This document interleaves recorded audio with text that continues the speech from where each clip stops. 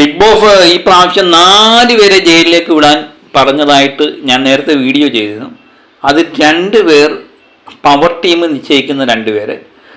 അപ്പോൾ ഒരു പേര് നേരത്തെ തന്നെ പ്രൊമോയി വന്നു, ഗബ്രിയാണ്. അപ്പോൾ അടുത്ത പേര് നമ്മൾ തന്നെ നേരത്തെ തീരുമാനിച്ചതാണ്, ജിൻഡോ ആയിരിക്കും എന്ന്. ശ്രീരേഖയും ശരണ്യയും ഒക്കെ നിൽക്കുമ്പം ഒരു കാര്യം ജിൻഡോയുടെ പേര് അവർ ഉപേക്ഷിക്കുമെന്ന് തോന്നുന്നില്ല. അപ്പോൾ ഏതായാലും ജയിലിൽ പോകുന്ന ഒരു വ്യക്തി എന്ന് പറയുന്നത് എനിക്ക് തോന്നുന്നു ഇനിയും ഉള്ള സീസൺ ഇതിനുള്ള ആഴ്ചകളിലും ജിൻഡോയുടെ പേര് ഒന്ന് ഉറപ്പായിരിക്കും.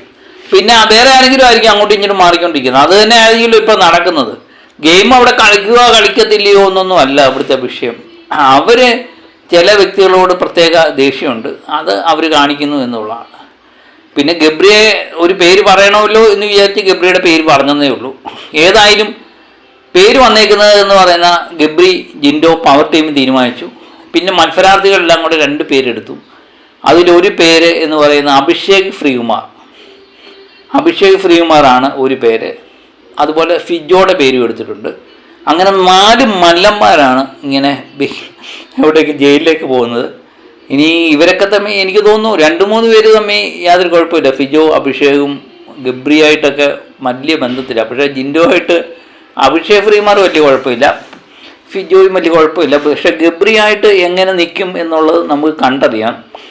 ഇപ്പം അവരെല്ലാവരും കൂടെ തമ്മിൽ ഇടിയിടുവോ, അത് 3 പേരും കൂടെ ജിൻഡോയെ ഒറ്റപ്പെടുത്തുമോ, ജിൻഡോ അവിടെ കണ്ടന്റ് ഉണ്ടാക്കുമോ? ഏതായാലും ഇന്ന് വൈകി നേരം ക്യാമറ കണ്ണുകൾ മൊത്തം ജയിലിൽ തന്നെ ആയിരിക്കും എന്ന് തോന്നുന്നു. ഇനി 4 പേര് തന്നെ പോകുമോ, അതിന് ഇവർക്ക് 4 പേർക്കും കൂടെ ഗെയിം ഉണ്ടോ, അതോ 2 പേരെ വിടത്തുള്ളൂ എന്നൊന്നും നമുക്കറിയില്ല. എന്നാലും ഗെയിം ഉണ്ടെങ്കിലും ജയിലിൽ പോവുകയാണെങ്കിലും അവിടുത്തെ മികച്ച മത്സരാർത്ഥികളായ 4 പേർ, ഫിജോ, ജിൻഡോ, ഗബ്രി ആൻഡ് അഭിഷേക് ശ്രീകുമാർ, ഇവർ മികച്ച മല്ലന്മാർ. ഇവർ 4 പേർക്ക് കൊണ്ട് ഒരു ടാസ്ക് കൊടുത്താലും അത് നല്ലൊരു അനുഭവമായിരിക്കും. അതല്ല അവർ 4 പേരും കൂടെ ഒന്നിച്ച് ജയിലിൽ പോയാലും നല്ലൊരു അനുഭവമായിരിക്കും. ജയിലിൽ പോകുമ്പോൾ സ്വാഭാവികമായിട്ട് അങ്ങോട്ടും ഇങ്ങോട്ടും വഴക്കുകളും വക്കാണവും ഒക്കെ പറഞ്ഞു തീർത്ത് ഒരു സ്നേഹബന്ധത്തിലാണ് സാധാരണയൊക്കെ നമ്മൾ കണ്ടിട്ടുള്ളത്. അത് സീസൺ 4 ഉള്ളൂ ജയിലൊരു കണ്ടൻറ്റായി മാറിയത് നമ്മൾ കണ്ടിരിക്കുന്നത്. ഡോക്ടർ റോബിനും നമ്മുടെ റിയാഫും ഒക്കെ കൂടെ ജയിലിൽ പോയി കഴിഞ്ഞാൽ അവളെ മൊത്തം കണ്ടൻറ്റായിരുന്നു അല്ലേ. അത് പിന്നെ അതുമായിട്ട് ബന്ധപ്പെട്ടായിരുന്നു പിന്നെ ആഴ്ച പോകുന്നത്. അതുപോലെ തന്നെ കണ്ടൻറ്റുകൾ നന്നായി വരുന്ന ഒരു സ്ഥലം തന്നെയാണ് ജയിൽ. കഴിഞ്ഞ ആഴ്ച നമ്മൾ കണ്ടില്ലേ, ജാസ്മിനും ജിൻഡോയും കൂടെ ജയിലിൽ പോയപ്പോഴും കണ്ടൻറ്റ് അവിടെ തന്നെ ആയിരുന്നു. അതുപോലെ ഇന്ന് കണ്ടൻറ്റ് ജയിൽ തന്നെ ആയിരിക്കും മിക്കവാറും വൈകുന്നേരം.